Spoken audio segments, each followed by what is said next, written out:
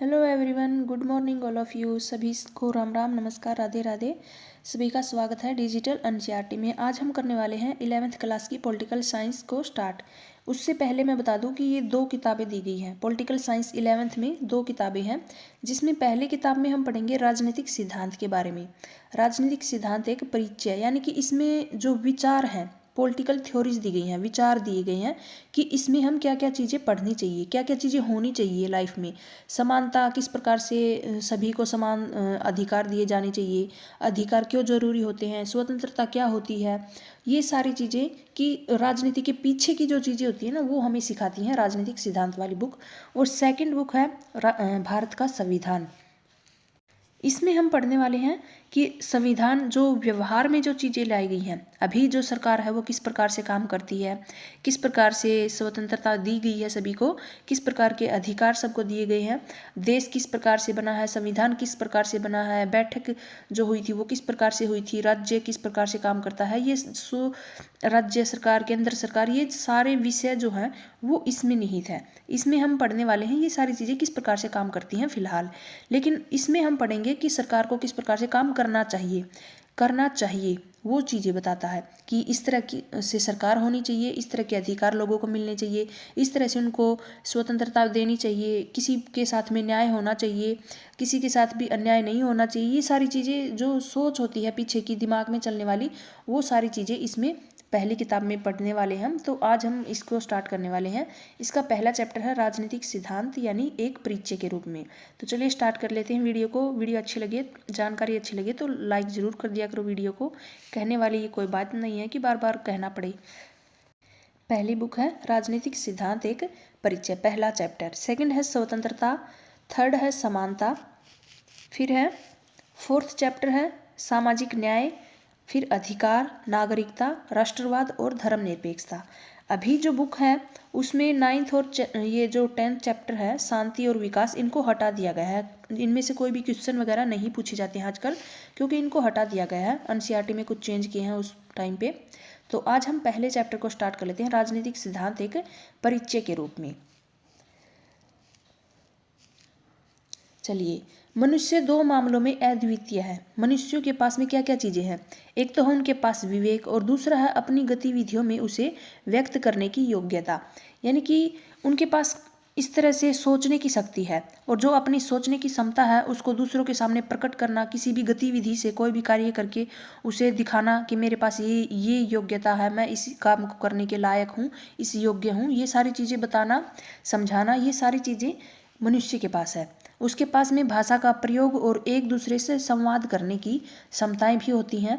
अन्य प्राणियों से इतर मनुष्य अपने अंतरम भावनाओं और आकांक्षाओं को व्यक्त कर सकता है। यानी कि जो जानवर होते हैं या कोई भी होता है, अपनी फीलिंग्स को ऐसे बता करके, बोल करके, समझा करके ऐसे शेयर नहीं कर सकती कोई भी। लेकिन मनुष्य एक ऐसा प्राणी है जिसके पास में ये सारी चीज़ें हैं, सारी शक्तियाँ हैं कि वो अपने अंदर की भावनाओं को बता सकता है बोल करके कि भाई मुझे ये चीज़ें हैं, ये करना है, ये नहीं करना है, ये पसंद है, नापसंद है, ये सारे चीज़ें बता सकता है। वह जिन्हें अच्छा और वांछनीय मानता है अपने उन विचारों को साझा कर सकता है और उनके ऊपर चर्चाएं कर सकता है। राजनीतिक सिद्धांत की जड़ें मानव अस्मिता के इन जुड़वा पहलुओं में होती हैं। ये कुछ खास बुनियादी प्रश्नों का विश्लेषण है, जैसे कि समाज को कैसे संगठित होना चाहिए, एक साथ रहना चाहिए, हमें सरकार की ज़रूरत क्यों होती है, सरकार का सर्वश्रेष्ठ रूप कौन सा होता है, क्या कानून हमारी आज़ादी को सीमित कर देता है, राजसत्ता की अपने नागरिकों के प्रति क्या देनदारी होनी चाहिए, और नागरिक के रूप में एक दूसरे के प्रति हमारी क्या देनदारी होनी चाहिए। ये सारी चीज़ें बताती है हमें ये सारी चीज़ें हम खुद सोच सकते हैं, हमारे मन के विचार हैं, हम एक दूसरे से बातें करते हैं भाई ये होना चाहिए, ये नहीं होना चाहिए। तो यही चीज़ें हमें ये बुक, ये चैप्टर हमें बताने वाला है। नेक्स्ट है राजनीतिक सिद्धांत इस तरह के प्रश्नों की पड़ताल करता है और राजनीतिक जीवन को अनुप्राणित करने वाले स्वतंत्रता, समानता और न्याय जैसे मूल्यों के बारे में सुव्यवस्थित रूप से विचार करता है। ये इनके अन्य संबंध अवधारणाओं के अर्थ और महत्व की भी व्याख्या करता है। मतलब ये हमें ये जो पर्सन हमारे मन में उठते हैं, तो राजनीतिक जीवन को समझाने में जो चीज़ें होती हैं, विचार हमारे जो मन के होते हैं, वो हम प्रकट कर सकते हैं। भाई स्वतंत्रता किस प्रकार से होनी चाहिए, समानता किस प्रकार से होनी चाहिए, न्याय होना चाहिए, इस तरह के मूल्यों को हम अपने विचारों से अभिव्यक्त कर सकते हैं। और इनके अंतर संबंध, इनके आपस के जो संबंध है, उनकी अवधारणाओं के अर्थ के महत्व की भी व्याख्या करता है। यह अतीत और वर्तमान के कुछ प्रमुख राजनीतिक चिंतकों को केंद्र में रख करके इन अवधारणाओं की मौजूदा परिभाषाओं को भी स्पष्ट करता है। और साथ ही साथ यह विद्यालय, दुकान, बस, ट्रेन और सरकारी कार्यालय जैसी दैनिक जीवन से जुड़ी हुई संस्थाओं में स्वतंत्रता और समानता के विस्तार की वास्तविकता की भी परख करता है। यानी कि एक तो राजनीति है, हम बोल देते हैं कि भाई राजनीति ये है। राजनीति का नाम सुनते ही हमारे दिमाग में क्या चीज़ें आती हैं? सरकार, मंत्री, एमएलए, सरपंच, ये सभी चीज़ें जो होती हैं, ये पद जो होते हैं, यही हमारे दिमाग में आती है। लेकिन रोज़मर्रा की लाइफ में भी कुछ चीज़ें होती हैं डेली, जो हम करते हैं, सुनते हैं, हमारे व्यवहार की जो चीज़ें होती हैं हर टाइम, वो भी सरकार से, राजनीति से किसी ना किसी रूप में जुड़ी होती हैं। जैसे कि स्कूल जाने का टाइम है, अगर टाइम फिक्स नहीं होगा तो बच्चे स्कूल जाएंगे नहीं, पेरेंट्स किसी भी टाइम जाएंगे, बच्चों को छोड़ करके फिर ले करके आएंगे। बच्चे अपनी मर्जी चलाएंगे कि भाई हमारी मर्जी है, हम किसी भी टाइम स्कूल में आए, कि कभी भी हम छुट्टी ले करके चले जाएं। तो ये जो रूल, कानून, नियम जो बनाए गए हैं हर चीज़ के, तो ये सारी चीज़ें किस तरह कहाँ से आती हैं? कहीं ना कहीं इनका संबंध सरकार से, राजनीति से ही माना गया है। दैनिक जीवन से जुड़ी हुई चीज़ों का स्वतंत्रता, समानता के विस्तार की वास्तविकता की परख भी करता है। और आगे जाकर के ये देखता है कि वर्तमान जो परिभाषाएं हैं कितनी उपयुक्त हैं, और कैसे वर्तमान संस्थाओं जैसे कि सरकार, नौकरशाही और नीतियों के अनुपालन को अधिक लोकतांत्रिक बनाने के लिए उनका परिमार्जन किया जाए। यानी कि जो सरकार है उसमें क्या चेंज किए जाए, उनके कार्य को किस प्रकार से आगे बढ़ाया गया है, ये सारी चीज़ें जो डेली की जो चीज़ें होती हैं वो बताता है कि किस प्रकार से ये चीज़ें सही हैं या गलत हैं। राजनीतिक सिद्धांत का उद्देश्य नागरिकों को राजनीतिक प्रश्नों के बारे में तर्कसंगत ढंग से सोचने और सामयिक राजनीतिक घटनाओं को सही तरीके से आंकने का प्रशिक्षण देना है। नेक्स्ट है, इसमें हम पढ़ेंगे, इस चैप्टर में हम पढ़ेंगे कि राजनीतिक और राजनीतिक सिद्धांत, इनमें क्या अर्थ है, हमें इसका अध्ययन क्यों करना चाहिए। सबसे पहले हम पढ़ेंगे कि राजनीति क्या है। आपने देखा होगा कि लोग राजनीति के बारे में अलग अलग राय रखते हैं। जैसे कि राजनेता, चुनाव लड़ना, ये सारे जो लोग होते हैं अथवा राजनीतिक पद अधिकारी होते हैं, कह सकते हैं कि राजनीति एक प्रकार की जनसेवा है। राजनीति से जुड़े अन्य लोग राजनीति को दांव पेच से जोड़ते रहते हैं, आवश्यकताओं और महत्वाकांक्षाओं को पूरा करने के कुचक्कर में लगे रहते हैं। कई अन्य के लिए राजनीति वही है जो राजनेता करते हैं। और अगर वे राजनेताओं को दल बदल करते, झूठे वादे या बढ़े चढ़े दावे करते, विभिन्न तबकों से जो है जोड़ तोड़ करते हुए निजी या फिर सामूहिक स्वार्थ में निष्ठुरता से रत या फिर घृणित रूप में हिंसा पर उतारू हुआ देखते हैं, तो वे राजनीति का संबंध घोटाले से जोड़ देते हैं। यानी कि ये सारी चीज़ें हम देखते भी आए हैं। किसी जो है राजनेता ने अपने जो है सीट यहाँ से छोड़ दी, कहीं कोई राजनेता ने दल बदल लिया, अपनी पार्टी को छोड़ करके दूसरी पार्टी में शामिल हो गया। कहीं ना कहीं घोटाले सामने आए हैं कि किसी ने पैसे ले लिए, किसी ने कुछ कर दिया, किसी ने नियम तोड़ दिए। इस तरह से बहुत सी चीज़ें राजनीति में होती रहती हैं, और जो भी गलत चीज़ें होती हैं उनको सीधे से घोटालों का नाम दे दिया। इस तरह की सोच इतनी प्रचलित है कि जीवन के विभिन्न क्षेत्रों में जब हम हर संभव तरीके से अपने स्वार्थ को साधने में लगे लोगों को देखते हैं, यानी कि ये जो चीज़ें हैं ये दिमाग में घर बना गई है कि राजनीति कोई भी अच्छी चीज़ नहीं होती। भी राजनीति में सभी गड़बड़ करते हैं, गलत काम ही करते हैं। कोई अपने मतलब से सीट छोड़ करके चला जाता है, अगर हारते हुए दिखे तो दूसरी जगह भाग गया, दूसरी जगह पे अपना जो है उल्लू सीधा कर लिया। तो राजनीति को हमेशा दिमाग में घर बना लिया कि गलत काम करते हैं, कहीं ना कहीं ऐसे दिमाग लगा रहा है, अपना फ़ायदा देख रहा है, तो मतलब राजनीति है। वैसे ही रोज़मर्रा की लाइफ में भी हम किसी भी ऐसे इंसान को देखते हैं हमारी नज़रों के सामने जो ज़्यादा चालाकियाँ करता है, तो हम उसको क्या बोलते हैं कि ज़्यादा राजनीति कर रहा है ये। तो इस तरह से जो अपने स्वार्थ को साधने में लगा हुआ किसी भी इंसान को हम देखते हैं तो हम क्या बोलते हैं कि राजनीति कर रही हैं। यदि हम एक क्रिकेटर को टीम में बने रहने के लिए जोड़ तोड़ करते या किसी सहपाठी को अपने पिता की हैसियत का उपयोग करते या फिर दफ्तर में किसी सहकर्मी को बिना सोचे समझे बॉस की हाँ में हाँ मिलाते हुए देखते हैं तो हम कह सकते हैं कि गंदी राजनीति कर रहा है, यानी कि वो अपने स्वार्थ के लिए कुछ ना कुछ कर रहा है। उसको हम बोलते हैं कि राजनीति चल रही है यहाँ पे। तो कोई भी चीज़ लगा लो, कोई भी अमीर बाप का बेटा है, वो स्कूल जाएगा, कॉलेज जाएगा, वहाँ पर जा कर के अपनी जो पैसों की या किसी भी चीज़ की ऐसे धौंस दिखाएगा सभी को, तो हम बोल रहे हैं ना कहीं कि किस प्रकार की राजनीति कर रहा है, सबको अपने जो है नीचे लाने की कोशिश कर रहा है, सभी के ऊपर अपना हक जता रहा है। कहीं ना कहीं अगर प्यून है ऐसे हाँ जी करके अपने बॉस के आगे पीछे घूमता रहता है, तो हम बोलते हैं ना इसके मन में कुछ ना कुछ चल रहा है, राजनीति कर रहा है, ये हाँ में हाँ मिला रहा है, गलत को भी सही बोल रहा है इसके साथ साथ, इस तरह से।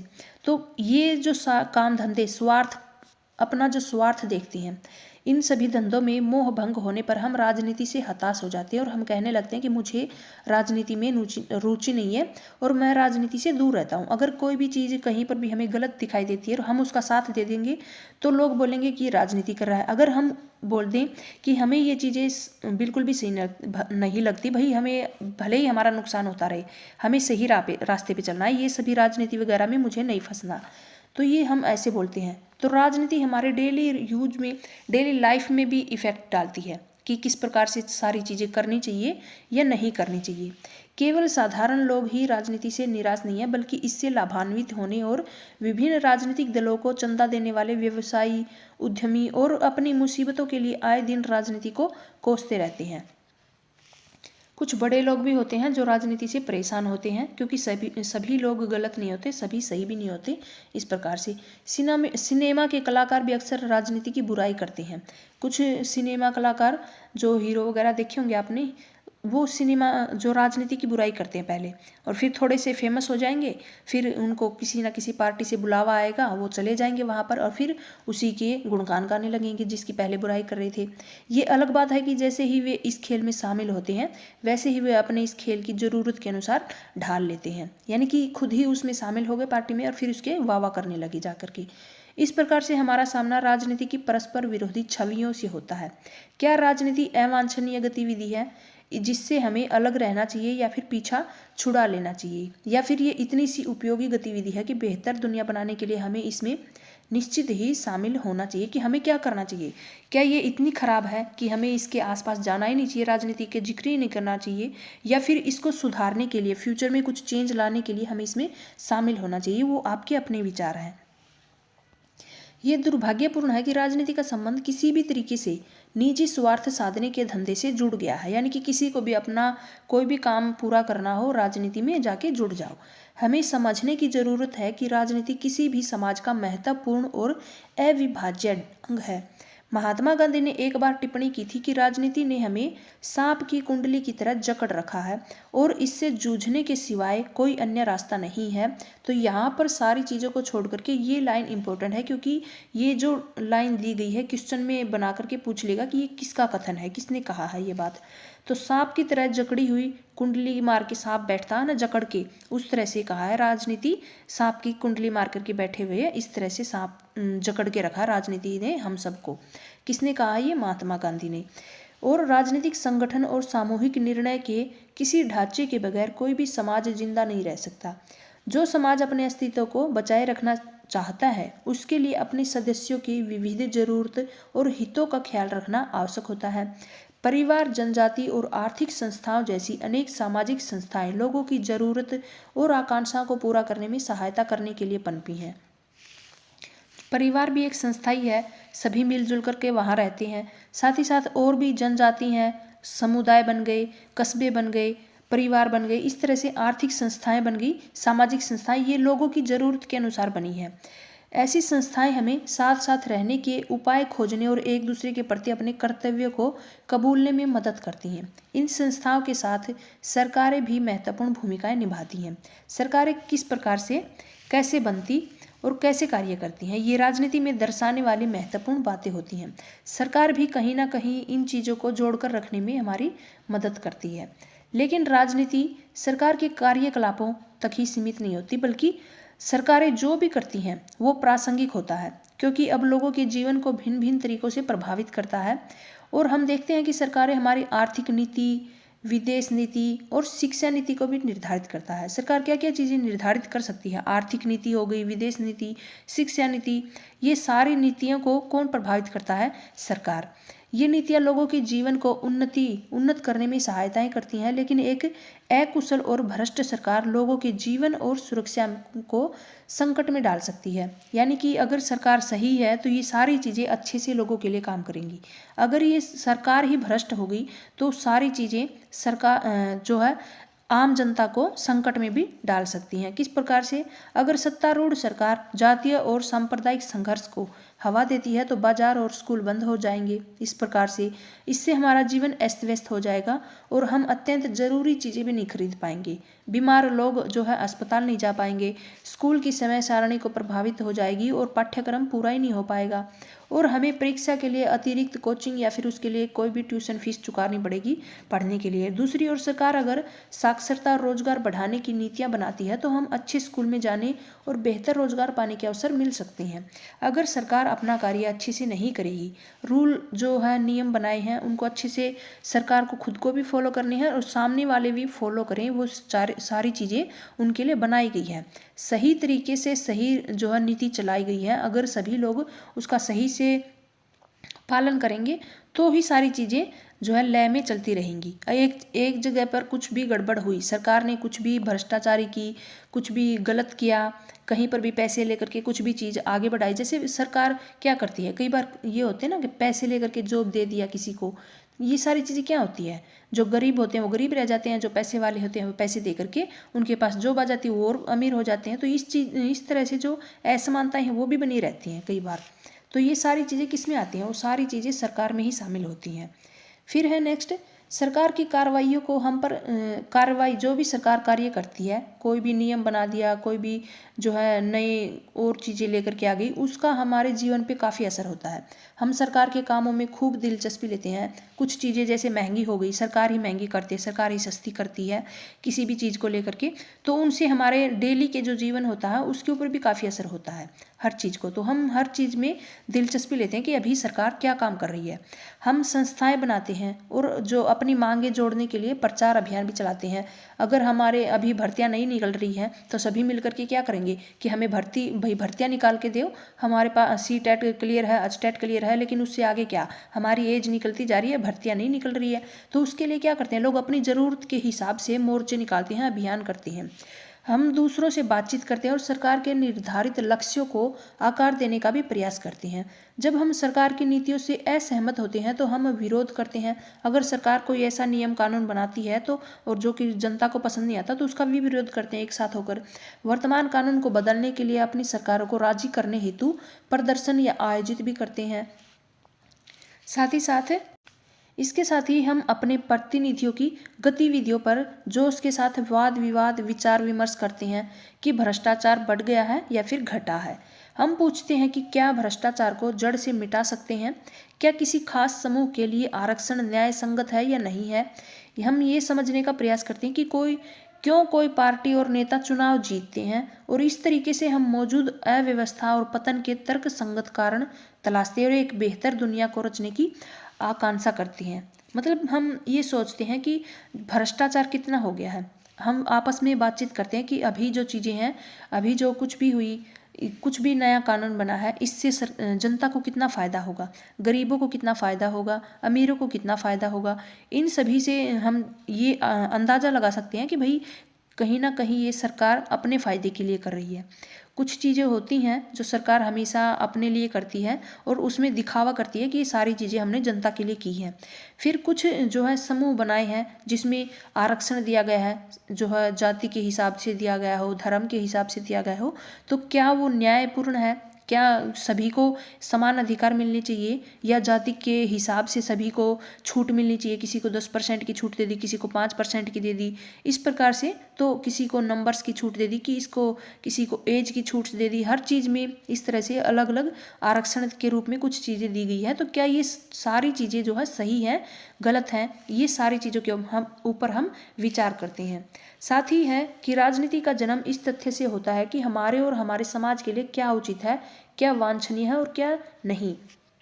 तो राजनीति की उत्पत्ति, राजनीति का जन्म किस प्रकार से होता है? हमारे जो है सोचने विचारने से, कि हमने क्या क्या चीज़ें देखी, कि क्या चीज़ें हमारे समाज में सही हैं क्या नहीं है। इस बारे में हमारी दृष्टि अलग अलग होती है। इसमें समाज में चलने वाली बहुविध वार्ताएं शामिल होती हैं, जिनके माध्यम से सामूहिक निर्णय किए जाते हैं। इस तरह से इन वार्ताओं में सरकारों के कार्य और इन कार्यों को जनता से जुड़ा हुआ शामिल होता है। तो दूसरे स्तर से जनता का संघर्ष और उनके निर्णय लेने पर संघर्ष का भी प्रभाव होता है, यानी कि सिर्फ जो है दूसरे स्तर पे जनता का संघर्ष भी शामिल होता है इन सभी चीज़ों में, कि सरकार ने क्या सही किया क्या नहीं किया। उनके निर्णय लेने का संघर्ष, उनका जो प्रभाव होता है वो सरकार को प्रभावित करता है कहीं ना कहीं। जब जनता आपस में वार्तालाप करती है तो उन सामूहिक गतिविधियों में भाग लेती है जो सामाजिक विकास को बढ़ावा देने और सामान्य समस्याओं के समाधान में मदद करने के उद्देश्य से तैयार किए गए हैं, तब कहा जा सकता है कि जनता राजनीति में संलग्न है। यानी कि राजनीति में सिर्फ राजनेता ही शामिल नहीं है, जनता भी शामिल है। जनता अपने वोट्स देती है, तभी तो उनका नेताओं का चुनाव होता है। फिर वो अपनी अलग अलग पार्टियां बना करके फिर वो अपना जो है और ऊपर अपने नेता वगैरह को चुनते हैं। तो इस प्रकार से जो है जनता का ही शासन होता है। लोकतंत्र क्या होता है? लोगों का शासन। तो जनता कहीं ना कहीं हर तरीके से राजनीति में शामिल होती ही होती है, किसी भी तरीके से। अपने सोच विचार गतिविधियाँ, उनकी जो चीज़ें होती हैं, अब उनके वार्तालाप, उनके विचार, सारी चीज़ें, सभी चीज़ें राजनीति को किसी न किसी रूप में प्रभावित करती ही हैं। हर इंसान जो है राजनीति से जुड़ा हुआ है, हर किसी न किसी रूप में। फिर है राजनीतिक सिद्धांत हम क्यों पढ़ते हैं, किस लिए जरूरी है। यदि हम अपने आसपास देखें तो हमने आंदोलन, विकास, परिवर्तन देखने को मिलेगा। लेकिन अगर हम गहराई से गौर करेंगे तो हमें ये भी देखने को मिलेगा कि निश्चित मूल्य और सिद्धांतों में जनता को प्रोत्साहित किया है और नीतियों को निर्देशित किया है। लोकतंत्र, स्वतंत्रता और समानता ऐसे ही आदर्श सिद्धांत है। यानी कि जो चीज़ें हैं राजनीति में, सिद्धांत में, हमें ये चीज़ें देखने को मिली हैं कि जो राजनीतिक सिद्धांत है वो जनता को, आम जनता को ये सारी चीज़ें बताता है कि ये सारी चीज़ें आपके साथ में सही हो रही हैं या गलत हो रही हैं। जैसे कि स्वतंत्रता हो गई, समानता हो गई, लोकतंत्र हो गया। इन सभी चीज़ों से लोगों को पता चला है कि हमारे पास समानता का अधिकार है, हमारे पास स्वतंत्रता का अधिकार है, हम लोकतंत्र में लोगों का शासन है, हम कर सकते हैं कुछ। ऐसा नहीं है कि लोगों के हाथ में कुछ भी नहीं होता। तो राजनीतिक सिद्धांत यही सिखाता है कि लोगों के हाथों में भी कुछ शक्तियां होती हैं। विभिन्न देश ऐसे मूल्यों को अपने संविधान में प्रतिस्थापित करके उनकी हिफाजत करने का प्रयास करते हैं, जैसे कि अमेरिकी और भारतीय संविधानों में किया गया है। हालांकि इन संवैधानिक दस्तावेजों की उत्पत्ति रातों रात नहीं हुई थी। जो दस्तावेज हैं संवैधानिक, उनमें बनाए गए नियम कानून है, वो अचानक से रात में ऐसे नहीं है कि बुक में लिख दिए और सुबह उठकर सबको सुना दिया कि ऐसे ऐसे नियम बनाए गए हैं, आपको ये फॉलो करना है। ऐसा नहीं है, इसके लिए बहुत सी चीज़ें हुई थी। और उनमें कौन कौन शामिल है? इनका निर्माण उन विचारों, सिद्धांतों के आधार पर हुआ था जिनके ऊपर कौटिल्य, अरस्तु से लेकर के जो जाक Rousseau, Karl Marx, Mahatma Gandhi, doctor BR Ambedkar तक ये जो इनके वाद विवाद से हुआ था। यानी कि इन्होंने आपस में मिलकर के सभाएं की, बैठकें की, उनमें वाद विवाद हुए। हर किसी ने अपने अलग विचार दिए। किसी ने बोला कि अल्पसंख्यकों के लिए आवाज़ उठानी चाहिए, किसी ने बोला आम जनता को स्वतंत्रता का अधिकार होना चाहिए, सभी को ऐसी स्वतंत्रता मिलनी चाहिए। किसी ने किसी और चीज़ के लिए, हर इंसान ने, हर नेता ने, हर विचारक ने अपने विचार दिए हैं, तभी जाकर के उनका कंक्लूजन निकला और फिर उसमें दस्तावेजों में सारी चीज़ें लिखी गई हैं, संविधान बना है। यानी कि बहुत पहले ईसा पूर्व 5वीं शताब्दी में प्लेटो और अरस्तु ने किसने अपने विचार दिए थे? तो ये याद रखना, प्लेटो और अरस्तु ने अपने विद्यार्थियों से विचार विमर्श किया था कि राजतंत्र और लोकतंत्र में से कौन सा तंत्र बेहतर है। आधुनिक काल में सबसे पहले रूसों ने सिद्ध कर दिया कि स्वतंत्रता मानव मात्र का मौलिक अधिकार है। यानी कि अरस्तु और प्लेटो थे, उन्होंने अपने विद्यार्थियों से आपस में बातचीत की कि आप बताओ कि आपको राजतंत्र चाहिए या लोकतंत्र, इनमें से कौन सा आपको आसान लगता है, कौन सा सभी के लिए फायदेमंद है, सभी का उसमें बेहतर जो है विकास होगा। ये सारी चीज़ें उन्होंने पूछी। फिर रूसों ने ये प्रमाणित कर दिया कि स्वतंत्रता होती है, जो स्वतंत्रता सभी को बोलने की स्वतंत्रता है, खाने पीने की, रहने की, जो है अपने विचार देने की, तो ये सारी स्वतंत्रता है वो मानव का मौलिक अधिकार है एक तरह से। तो किसने सिद्ध किया? वो रूसो ने। कार्ल मार्क्स ने तर्क क्या दिया था कि समानता भी उतनी जरूरी है जितनी स्वतंत्रता, यानी कि सभी को समान अधिकार मिलने चाहिए। ऐसा नहीं है कि सभी स्वतंत्र हैं लेकिन उनके अधिकार अलग अलग हैं। किसी को बोलने की स्वतंत्रता दी गई है तो किसी को कम बोलने की, उनके बीच में समानता नहीं है कि भाई तुम कम बोलोगे ये ज़्यादा बोलेंगे, ऐसे नहीं है। सभी के पास समानता का भी उतना ही अधिकार होना चाहिए जितना स्वतंत्रता का। अपने देश में गांधी जी ने अपनी एक पुस्तक लिखी थी, ये पुस्तक याद रखना, हिंद स्वराज। किसने? महात्मा गांधी ने। उसमें वास्तविक स्वतंत्रता यानी स्वराज के अर्थ की विवेचना की। अंबेडकर ने जोरदार तरीके से तर्क दिया था कि अनुसूचित जातियों को अल्पसंख्यक माना जाना चाहिए और उन्हें विशेष संरक्षण मिलना चाहिए। इन विचारों ने भारतीय संविधान की प्रस्तावना में स्वतंत्रता समानता को प्रतिष्ठित किया। जो प्रस्तावना तैयार की गई उसमें समानता स्वतंत्रता इस तरह के अधिकारों को क्या किया गया, उनको आपस में जोड़ दिया गया, उसमें शामिल कर दिया गया कि भाई हाँ ये सारी चीज़ें होनी चाहिए। भारतीय संविधान के अधिकार वाले अध्याय में किसी भी रूप में छुआछूत का निषेध किया गया और गांधी के सिद्धांतों को नीति निर्देशक तत्वों में शामिल किया गया। गांधी जी ने जो निर्देश दिए उनको किस में शामिल किया गया? नीति निर्देशक सिद्धांतों में, तत्वों में। फिर है राजनीतिक सिद्धांत उन विचारों या फिर नीतियों को व्यवस्थित रूप से प्रतिबिंबित करता है जिनसे हमारे सामाजिक जीवन, सरकार, संविधान इन्होंने आकार ग्रहण किया। फिर ये स्वतंत्रता, समानता, न्याय, लोकतंत्र और धर्मनिरपेक्षता जैसी अवधारणाओं को अर्थ स्पष्ट करता है और ये कानून का राज, अधिकारों का बंटवारा, ये सारी चीज़ें क्या की गई हैं उसमें संविधान में शामिल की गई हैं। जैसे कि राजनीतिक सिद्धांत और विचार, कई नीतियां बनाई गई, समानता, स्वतंत्रता, न्याय, लोकतंत्र, ये धर्मनिरपेक्षता, ये सारी चीज़ें उसमें जोड़ी गई और न्यायिक पुनरावलोकन जैसे नीतियों की सार्थकता की भी जांच की। फिर ये सभी काम को जो विभिन्न जो विचारक थे उन्होंने अवधारणाओं के बचाव में विकसित युक्तियों की जांच पड़ताल के जरिए कहता है कि हालांकि रूसो, मार्क्स और गांधी जी राजनेता नहीं बन पाए थे लेकिन उनके विचारों ने हर जगह पीढ़ी दर पीढ़ी राजनेताओं को प्रभावित किया। भले ही ये तीनों नेता नहीं बन पाए लेकिन उनके जो विचार थे वो एक नेता से भी बढ़कर थे, जो आगे पीढ़ी दर पीढ़ी जितने भी नेता बने उनको प्रभावित किया इनके विचारों ने। इनकी सोच इतनी स्ट्रांग थी कि जो आने वाली पीढ़ियां थी इनको फॉलो करती गई। आज भी जो है हम कई उदाहरण देते हैं गांधी जी का, साथ ही ऐसे बहुत से समकालीन विचारक भी हैं जो कि अपने समय में लोकतंत्र या स्वतंत्रता के बचाव के लिए उनकी प्रेरणा लेते हैं और विभिन्न तर्कों की जांच पड़ताल के अलावा राजनीतिक सिद्धांतकार हमारे ताजा राजनीतिक अनुभवों की छानबीन भी करते हैं और भावी रुझान या संभावनाओं को चिन्हित भी करते हैं। यानी कि आज भी हम डेली जो अगर कोई भी चीज़, कोई भी विचारक हो गया, कोई भी नेता हो गया तो क्या चीज़ें करते हैं, लोकतंत्र हो गया, स्वतंत्रता हो गया, इनके बचाव के लिए हम पिछले जो नेताओं ने क्या किया था, जो भी अपने विचार दिए थे उनका सहारा लेते हैं कहीं ना कहीं।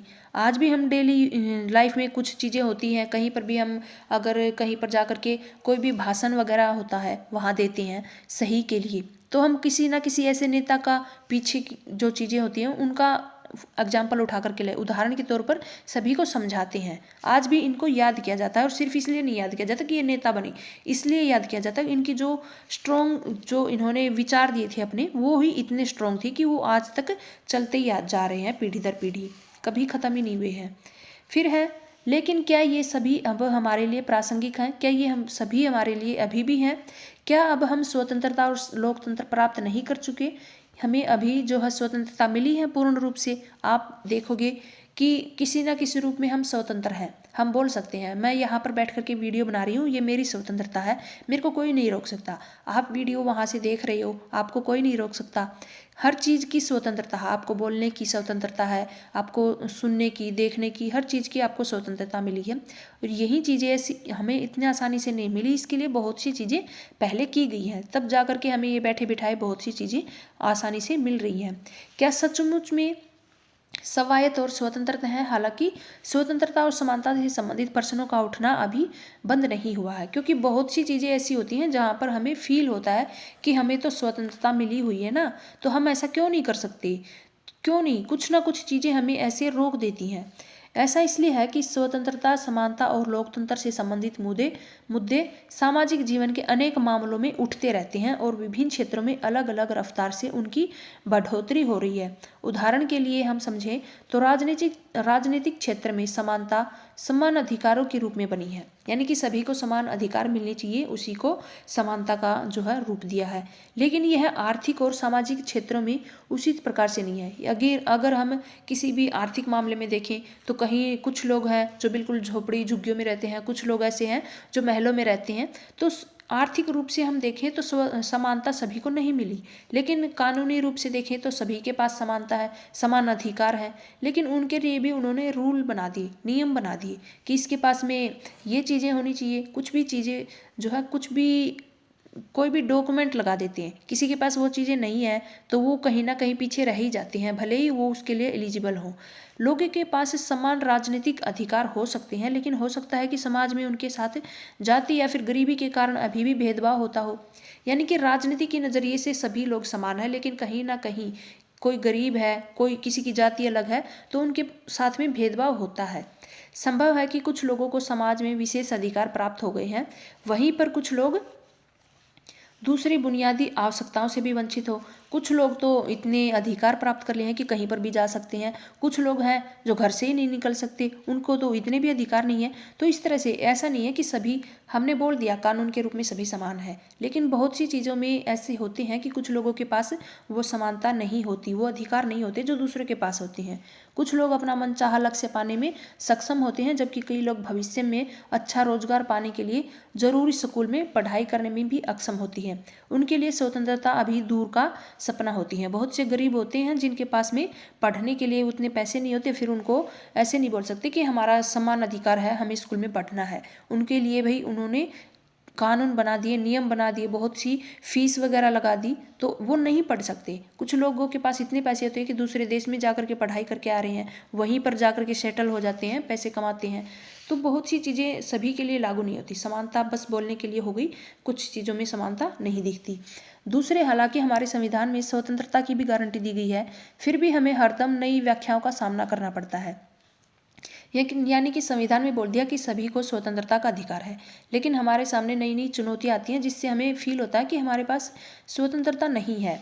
जैसे कि एक तरह से खेल खेलने जैसा है। जैसे हम शतरंज या क्रिकेट खेलते हैं तो हम सीखते हैं कि उनके नियमों की व्याख्या कैसे करनी है, और इस प्रक्रिया में हम खेल के ही नए और व्यापक अर्थ खोज निकालते हैं। ठीक इसी प्रकार से नई परिस्थितियों के मद्देनजर संविधान में दिए गए मौलिक अधिकारों की निरंतर पुनर्व्याख्या की जा रही है।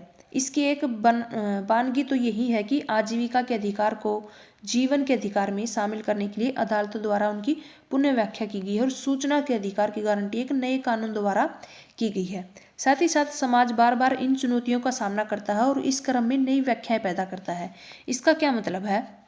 इसका मतलब है कि हमारे संविधान में हमें आज़ादी दी गई है, लेकिन ज़िंदगी की जो हर दिन नई स्थिति ऐसी लेकर के आती है जिससे आज़ादी का मतलब समय के साथ हमें समझना पड़ता है कि सच में ये आज़ादी है या नहीं। जो जैसे कि यहाँ पर एक गेम के बारे में बताया गया है, शतरंज या क्रिकेट। इसका मतलब है, जैसे कि क्रिकेट लगा लो, आप क्रिकेट खेल रहे हो, नियम सेम रहते हैं। जैसे क्रिकेट के खेल में पहले से नियम बनाए गए हैं वही नियम रहेंगे, लेकिन परिस्थिति चेंज हो जाए, यानी कि जैसे वहाँ बारिश हो जाए, अंधेरा हो जाए बादलों की वजह से, तो अंपायर क्या करेगा, अपने हिसाब से नए नियम, उस सिचुएशन के हिसाब से नए नियम लागू कर देगा। तो इसी प्रकार से कानूनों में भी जो कानून बनाए गए हैं सिचुएशन के हिसाब से उनमें चेंज कर दिया जाता है। जैसे कि आजीविका का अधिकार है, उनको जीवन के अधिकार में शामिल कर लिया। आजीविका का अधिकार हो गया मतलब कि हम पढ़ लिख लिए और उसके बाद में पैसा कमाना है, मतलब हो गई आजीविका। और फिर इसलिए अदालत ने कहा कि रोजी रोटी कमाने का जो अधिकार है वो भी जीवन के अधिकार का ही एक हिस्सा है। आजीविका का अधिकार जीवन का अधिकार का ही एक हिस्सा बना दिया। पढ़ लिख करके आजीविका कमाना, और फिर आजीविका कमाकर ही तो जीवन को अच्छे ढंग से बनाना है ना, तो वो ही क्या है, आजीविका का अधिकार को जीवन के अधिकार में ही शामिल कर दिया और उसको अदालत में पुनर्व्याख्या की गई, यानी कि उनमें चेंज किया गया समय के साथ। फिर है सूचना के अधिकार की गारंटी एक नए कानून के द्वारा दी गई, यानी कि इन सभी की हमें जानकारी नहीं है और जानकारी प्राप्त करने के लिए हमें किसके बारे में देखना होगा, सूचना का अधिकार बना दिया जानकारी के लिए। इसके साथ साथ यहाँ पर क्या दिए गए, समय के साथ साथ चुनौतियाँ और उनका सामना भी करना पड़ा। इस क्रम में नई व्याख्याएं भी पैदा हो गई और समय के साथ साथ संविधान में दिए गए मौलिक अधिकारों में संशोधन भी हुए। यानी कि संविधान क्या है, एक तरह से चेंज होता रहता है। ऐसा नहीं है कि एक बार बना दिया तो ख़त्म हो गई कहानी, आगे जो भी चीज़ें बनाई हैं वो हमेशा एक जैसी रहेंगी, नहीं।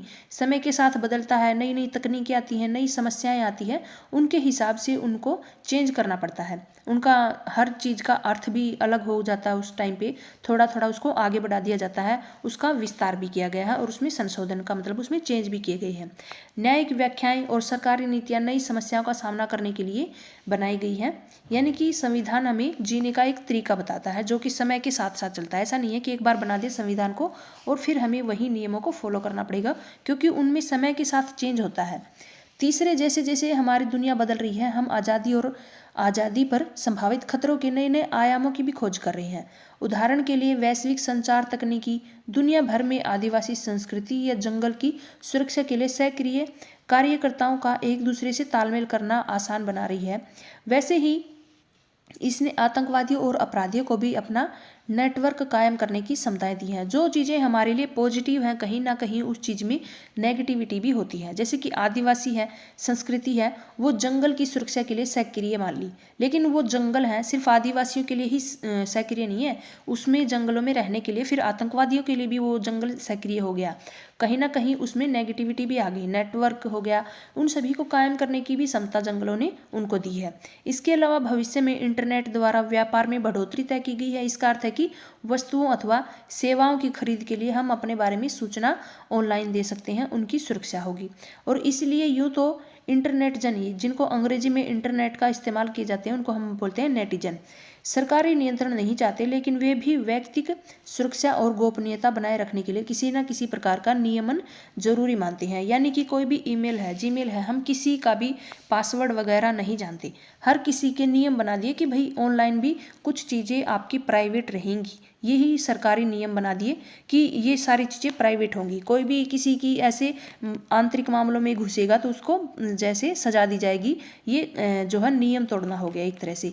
हम किसी की भी ऐसी प्राइवेट लाइफ में दखल नहीं दे सकते कि वो क्या कर रहा है। ये चीज़ें हमारे लिए सुरक्षित भी हैं और कुछ कहीं ना कहीं असुरक्षित भी। गोपनीयता बनाए रखने के लिए किसी न किसी प्रकार के नियम बना लिए, यानी कि उसको प्राइवेट रखने के लिए सरकार ने कोई ना कोई नियम बना दिए। परिणाम स्वरूप ये सवाल उठ गया कि इंटरनेट इस्तेमाल करने वाले लोगों को कितनी स्वतंत्रता दी जानी चाहिए, यानी कि उनके पास में कितनी स्वतंत्रता होनी चाहिए, कितनी नहीं। क्या आप किसी भी अजनबी की अवांछनीय ईमेल भेज सकते हैं, यानी कि किसी को हम जानते नहीं है और उसके पास में कोई भी ईमेल भेज दिया हमने कुछ भी लिख करके? ऐसा नहीं कर सकते। इस तरह से पुलिस के खिलाफ उसके खिलाफ हम पुलिस में जाकर के कंप्लेन कर सकते हैं, भाई इसने मेरे पास ये ईमेल आ रहा है, ये गलत चीज़ें हैं, मेरे साथ में गलत हो रहा है, तो वो उस तरह से उसके खिलाफ फिर कार्रवाई होगी। तो ये सारी चीज़ें क्या है, कहीं ना कहीं नियम बनाए हैं हर चीज़ के। क्या आप चैट रूम में अपने उत्पाद का विज्ञापन कर सकते हैं? क्या सरकार आतंकवादियों का सुराग लगाने के लिए किसी के व्यक्तिगत ईमेल में ताक झांक कर सकती है? यानी कि अगर ईमेल आम इंसान बना सकता है तो कोई ना कोई आतंकवादी भी बना देगा ना, तो फिर हमें पता कैसे चलेगा? सरकार ऐसा तो नहीं कर सकती ना हर किसी भी आम इंसान के जो है डाउट हो और उसी की ईमेल में घुस जाए जानने के लिए कि कहीं यही तो आतंकवादी नहीं है। तो ये नियम बना दिए, कहीं ना कहीं हम पर बंदिशें भी लगाई गई हैं हर तरीके से। कितना नियमन न्यायोचित है और किसको नियमन करना चाहिए, सरकार को कुछ स्वतंत्र नियमों की राजनीतिक सिद्धांत में इन प्रश्नों को संभावित उत्तरों के सिलसिले में हमारे सीखने के लिए बहुत कुछ है और इसलिए ये बेहद ही प्रासंगिक है। हमारे ऊपर ऐसे सवाल उठते हैं हर चीज़ के कि क्या हमें ये चीज़ें करनी चाहिए। कहीं ना कहीं अगर हमारे लिए एक सिचुएशन है, वो हमारे लिए कुछ ना कुछ पॉजिटिव लेकर के आती है, तो उसके साथ में कुछ ना कुछ गलत भी होगा। अगर वो कुछ चीज़ें, कुछ नियम हमारे लिए बनाए हैं, तो हर इंसान एक जैसा नहीं होता, हर इंसान की सोच एक जैसी नहीं होती, हर नागरिक ऐसा नहीं है कि देशभक्ति ही हो। कुछ जो नागरिक होते भी हैं जो कि जैसे कि ये गलत काम वगैरह करते हैं, जिनको हम बोलते हैं आतंकवादी वगैरह, तो हर इंसान को वो सुरक्षा मिली है आम आदमी के लिए, तो वो भी आम आदमी जैसे ही होते हैं। वो अपने गले में ऐसे पट्टा लगा करके नहीं घूमते भैया हम आतंकवादी हैं और हम इनका नियमों का, इनका वगैरह कोई भी चीज़ है हम उनका फ़ायदा नहीं उठाएंगे। वो इन चीज़ों का फ़ायदा उठा करके अपने फ़ायदे के लिए यूज करते हैं और उससे क्या होता है, हम बोल देते हैं कि ये तो सरकार ने किया है, लेकिन सरकार ने किया ये सोच करके किया था कि भाई वो करेंगे इसका यूज। तो कहीं ना कहीं सरकार करती सही के लिए है, कहीं ना कहीं वो चीज़ें आगे जा करके गलत हो जाती हैं। तो इस प्रकार से हमें ये इस बुक में हमें क्या पढ़ना चाहिए कि इसमें स्वतंत्रता किस प्रकार से दी जानी चाहिए, क्या होना चाहिए। इस प्रकार से इसमें बताया गया है कि कुछ चीज़ें, कुछ नियम होते हैं जिनसे सही भी हो जाता है, गलत भी हो जाता है। उनको ना करे तो और ज़्यादा गलत होता है, उन नियमों को लागू ना करे तो बहुत सी चीज़ें होती हैं कि लाइफ में कैसी होनी चाहिए। और फिर नेक्स्ट बुक हम पढ़ेंगे, उसमें पता चलेगा कि क्या क्या चीज़ें रियल में है। अभी सरकार किस प्रकार से काम कर रही है, किस प्रकार से कानून बनाए गए हैं, किस प्रकार से सरकार हर चीज़ का पता लगा लेती है। तो ये सारी चीज़ें हम दूसरी बुक में पढ़ेंगे। फिलहाल हम विचारों के बारे में ही पढ़ लेते हैं कि क्या क्या चीज़ें होनी चाहिए लाइफ में, किस प्रकार से सरकार को काम करना चाहिए, क्या नियम बनाने चाहिए, क्या कानून बनाने चाहिए, किस प्रकार से स्वतंत्रता देनी चाहिए, किसको देनी चाहिए, किसको नहीं देनी चाहिए, क्या क्या नियम बनाने चाहिए। तो ये सारी चीज़ें इसमें हमने आज कर लिया है। नेक्स्ट हम कल करेंगे। कंप्लीट नहीं हुआ है, ये काफ़ी लेंथी चैप्टर है, इसको हम ऐसे ही नहीं है एक बार में कंप्लीट कर लें, कुछ समझ में नहीं आएगा। तो आज की वीडियो में इतना ही। आई होप आपको कुछ समझ में आया होगा। वीडियो अच्छी लगी होगी तो लाइक ज़रूर कर देना। चैनल को ऊपर नए बने हो तो आप सब्सक्राइब भी कर लेना चैनल को। और बोलते बोलते मैं कुछ भी बोल जाती हूँ तो मेरे वर्ड को आप इग्नोर कर दिया करो, क्योंकि मैं थोड़ी नर्वस हो जाती हूँ ना ऐसे, तो पता नहीं चलता कि मैं आ ई ऊ कुछ भी लगा देती हूँ आगे पीछे करके, मेरे को खुद भी फील होता है बाद में देखती हूँ तब। तो उसके लिए आई एम सो सॉरी। मिलते हैं नेक्स्ट वीडियो में। अभी मैं ज़्यादा बोलूँगी तो कुछ ना कुछ फिर गड़बड़ कर दूँगी बोलने में। मिलती हूँ नेक्स्ट वीडियो में। Thanks for watching. Bye bye.